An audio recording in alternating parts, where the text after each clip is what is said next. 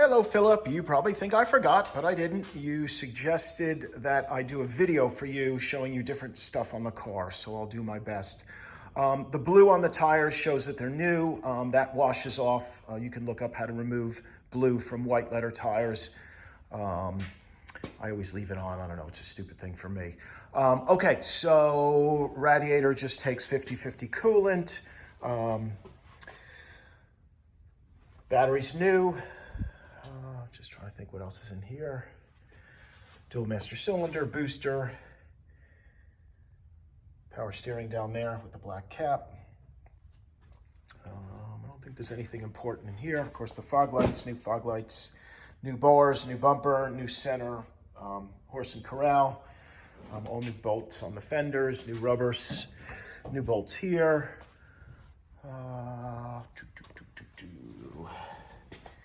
32 pounds of pressure in the tires is what I use. It's not too hypercritical. I'm gonna put new mats in there because the old ones got dirty, so new mats. That's your original steering wheel, which I'm gonna chuck in the car. Square key, as I said, opens and closes the locks on the doors and does the ignition. I made those all match for you as per original. There's a new spare in the trunk on a Ford wheel. Pop open gas cap like that. New bumper, new trims, new pop open gas cap, correct dual exhaust with rolled tip. Windscreens have both been out and put in professionally. New carpet, new fold down carpet. Okay, so in here, so when you start the car, don't give it any fuel.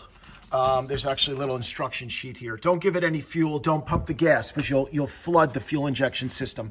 You just turn the key one click and you'll hear the, what's it called? The fuel pump start up and it'll go, and just wait a couple of seconds and it'll stop, then start the car.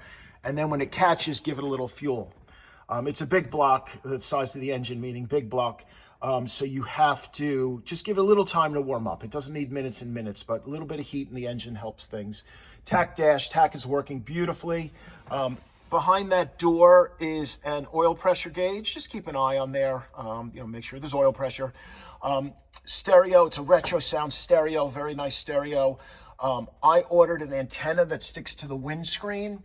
And unfortunately, it had the wrong fitting for the radio. I've ordered the correct one, and I'll just forward that to you. So on the back of the radio, there's a plug on a wire, and that you just plug that end of that antenna in there and then run the wire up and then stick it to the windscreen.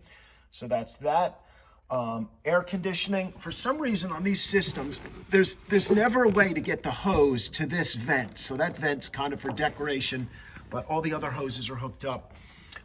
And then because it's a modern system, this does nothing. I got to put these screws in here tomorrow. I just noticed I took out the dash to do the tack. This should be the fan speed. That should be the temperature. And that's defrost or just to the car. So the air's been charged and that'll work for as long as it works. They usually lose charge about after 12 months or 18 months. Just get it recharged. Upper console. So this is your wipers. Clocks never work unless it's had a quartz conversion. Just leave it. There's no adjustment for anything on there. This push button is called the trip odometer, so that makes that go to 0. This first click is your running lights. Second click is your full beam. Down there is a foot pedal. See, a button. See that? That's your high beam. So you press that and the lights get brighter. And if you see that lever above it, that's just a quick way to run your windshield wipers and then the squirters. So this is your wiper switch here, full time. And then if you just wanted to run once, do a couple of swipes and a little bit of fluid, that's a little pump there. That's a seatbelt warning light there that just reminds you to put on your seatbelts. I got to pop the ashtray back in. I took that out to take out the dash. There's 4 lights on either side of the console. That's a convenience control feature. The car isn't fitted with that, so that's a very expensive fascia for a console, and it's kind of neat that it has convenience control lenses, but those 4 little lenses, I think one says low fuel, one says seat belt, handbrake, and something else, but they are not hooked up.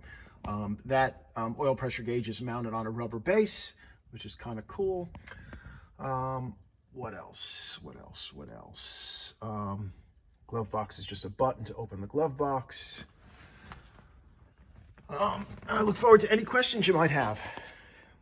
When people get in the back, just tell them to be mindful not to kick these. These are made of chocolate. I think I've told you, and they're very, very expensive. They're the hardback deluxe seats. Just tell them to be mindful not to kick them or anything. And it is a fold-down rear seat, so you can fold that flat if you want. There's a lever on each side. There's the lever.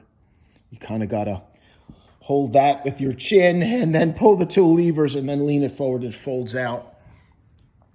Courtesy lights are working, as you can see in the back.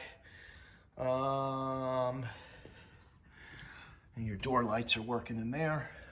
And then your speakers, I've mounted speakers down in the kick panels. So any questions? Oh, handbrake. Handbrake on, never trust it, never trust it.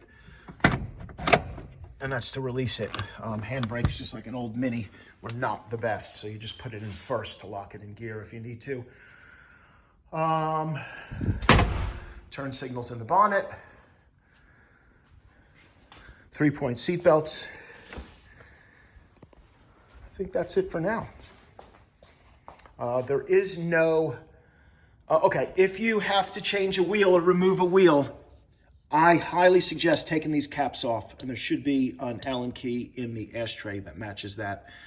I would get a socket, just a cheap, like Halford socket and wrench for the wheel nuts, and a little cheap jack.